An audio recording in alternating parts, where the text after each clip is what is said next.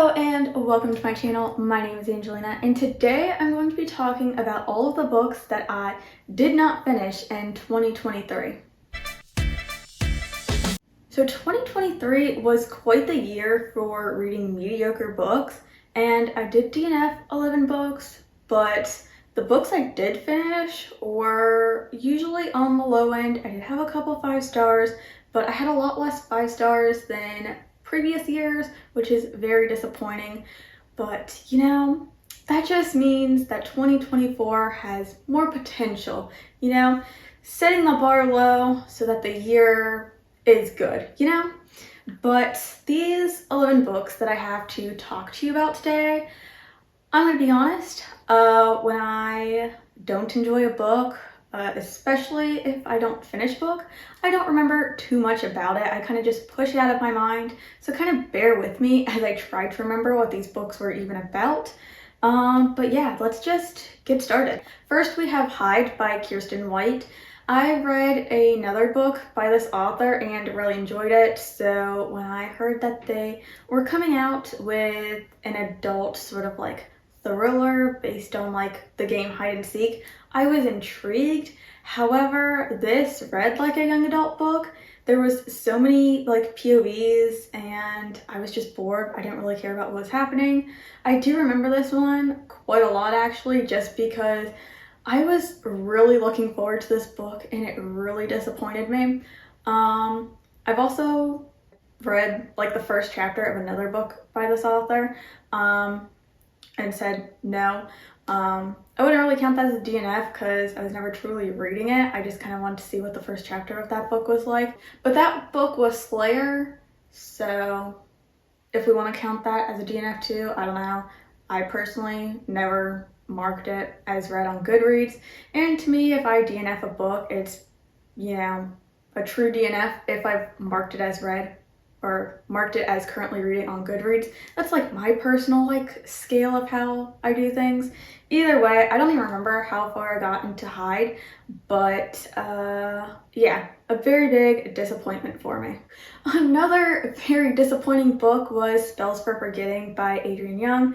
This is another author who has a young adult series that I absolutely love, and this is her like adult book, like a mystery fantasy, like small town, just like a big vibes book. And I was like, okay, you know, mysteries in general aren't really my thing, but you know, considering this had like magic in it and it's by one of my favorite authors who was finally like going into the adult genre, like I was here for it. I wanted to try it out. However, I could not do it. I don't even know what this book was about, like at all. Could not tell you. I know I made it pretty far into this book. I want to say like 40-50%, but don't hold me to that because I don't remember.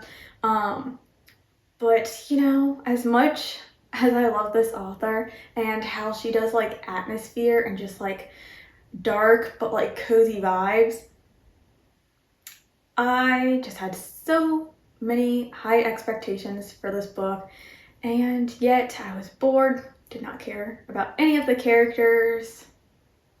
I don't even remember it, which, you know, in my opinion says a lot. If I don't remember a book, that's kind of telling.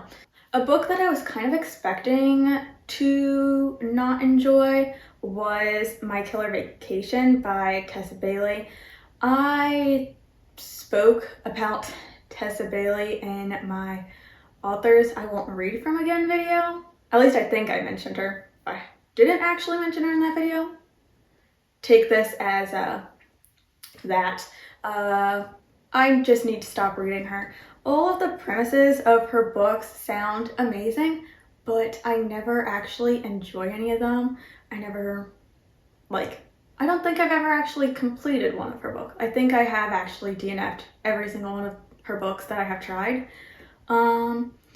But this one, you know, again, I'm not very big into mysteries, and this is sort of a romantic suspense, you know.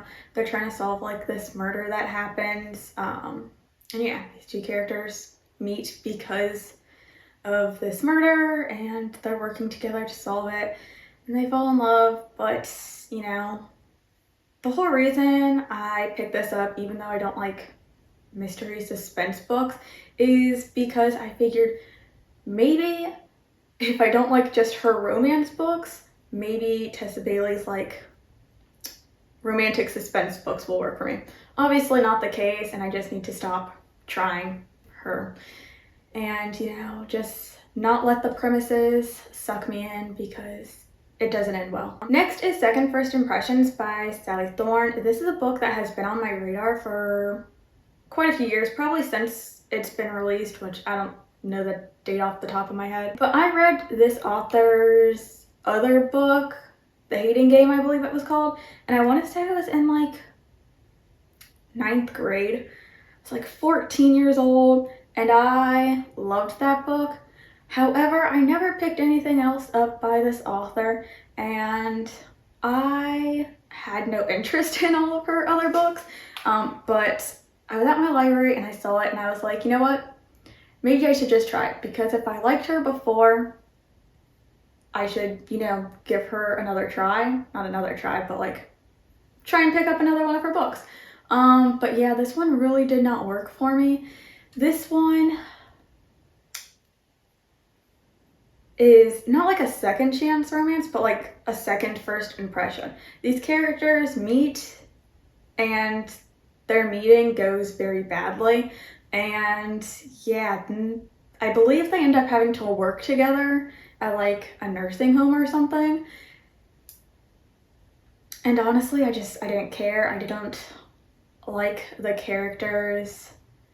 I remember like the main character, like our main character, she was like quirky because like she wasn't like other girls, because she, you know, just wore cardigans and stuff, and she worked in a nursing home, and you know, she did like things that are associated with old people, and she wasn't like I don't know, like a basic 20-year-old woman, you know.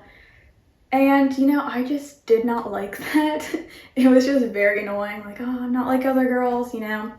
It's just personally a trope I don't like. I was not a fan of like her quirks and stuff. And I remember reading that very annoying. So yeah, I ended up DNFing that book. And honestly, considering I have no interest in this author's other books, I probably won't pick up another one just because I don't even trust 14-year-old me. So I bet if I read The Hating Game now, I would not enjoy it as much as I did back then. But, you know, that's a whole other topic. And then I DNF'd Even Though I Knew the End by C.L. Polk. This is like a historical mystery romance type book, I think. I want to say I DNF'd another book by this author as well. However, I don't even remember what that book is. And honestly, this book I have no memory of. So I could not even tell you why I DNF'd it. But, you know, again, historical mystery stuff, definitely very far from my vibe.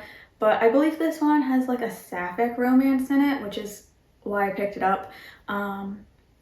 But yeah, I have nothing to comment on for this one because I don't remember it at all. All right, next is Fury of a Highland Dragon by Corinne Callahan.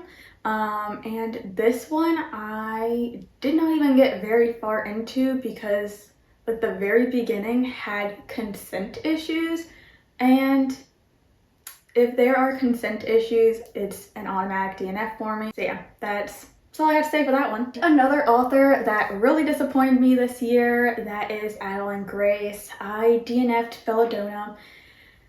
And, you know, this book, I don't even know what it's classified as. I've seen some people say it's young adult. I've seen some people call it adult. I'm pretty sure it's adult because the whole reason I was excited for this book is that it was this author's first, like, adult book. And honestly, something that I have learned is that if I love a YA author, their adult stuff does not work for me. I think there's like 4 authors I have on the list now who I like their YA books but have not at all enjoyed their adult stuff, which is very sad because I barely read YA anymore, so, you know, I wish these authors that I loved, you know, when I did read young adult, I wish I could still continue loving them as they transfer to adult, but that is not the case. With this book specifically, again, it's sort of like a historical mystery romance, and, you know, historicals and mysteries, not my thing. So yeah, also this book was just very boring.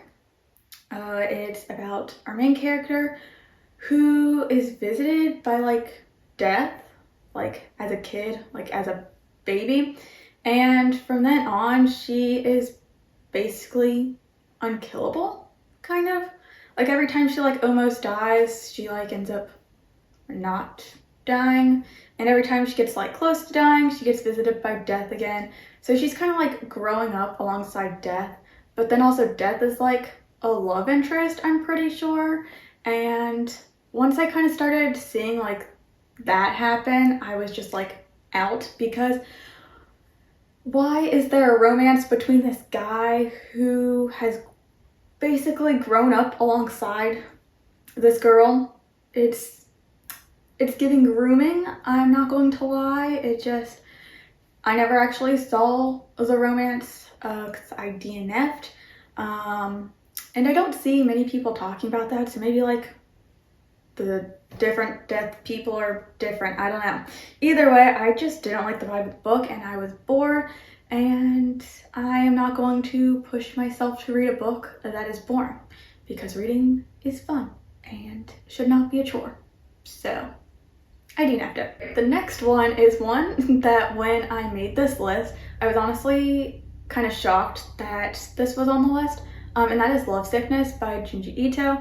And like the cover, I remember the story so well in this collection. I did not like this story, which is probably why I DNF'd, and I don't like most of Junji Ito's short stories anyways, but I thought I had finished this like collection, but I guess I didn't. Anyways, this is, you know, horror manga, short stories.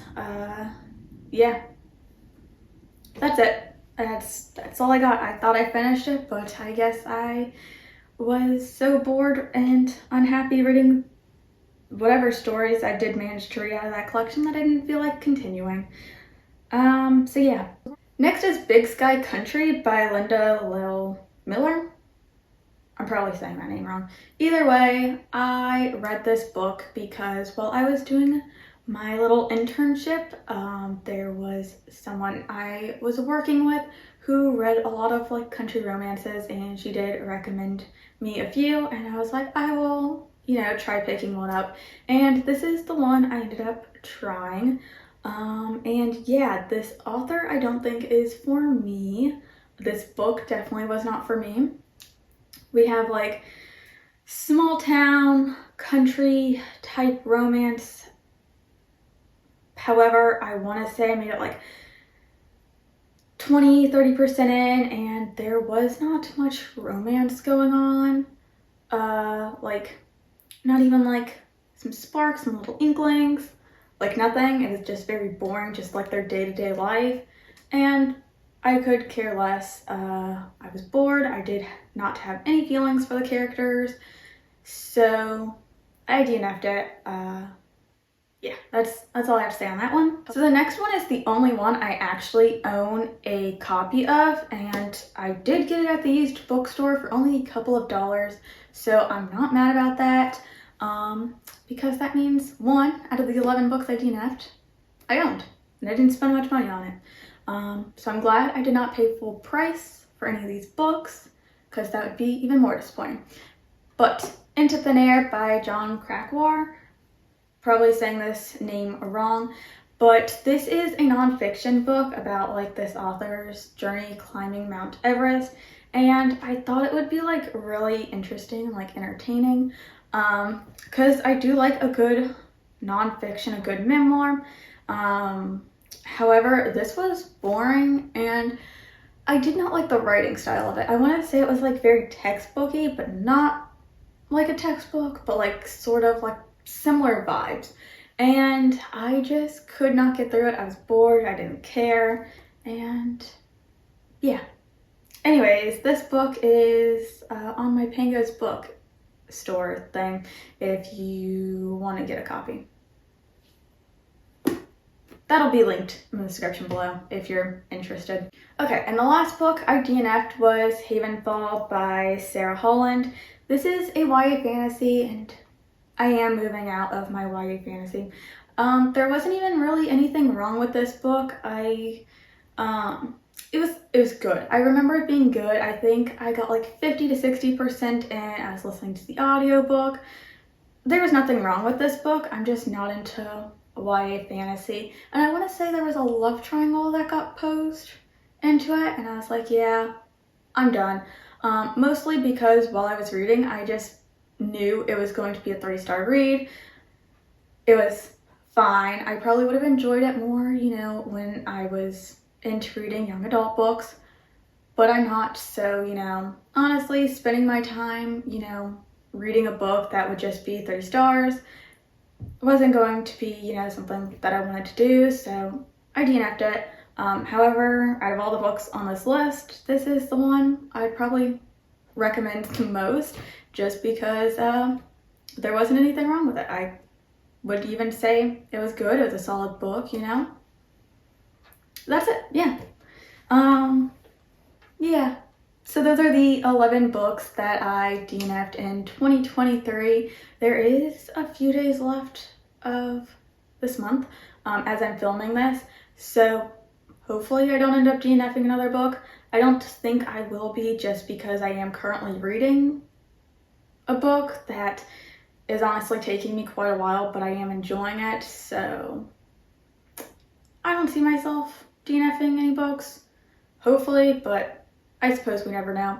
Either way, those are the 11 books that I had to talk about today. Thank you guys so much for watching. If you enjoyed this video, don't forget to leave a like, comment whatever you feel like commenting below, subscribe, all that stuff, and I will see you all in the next video. Bye!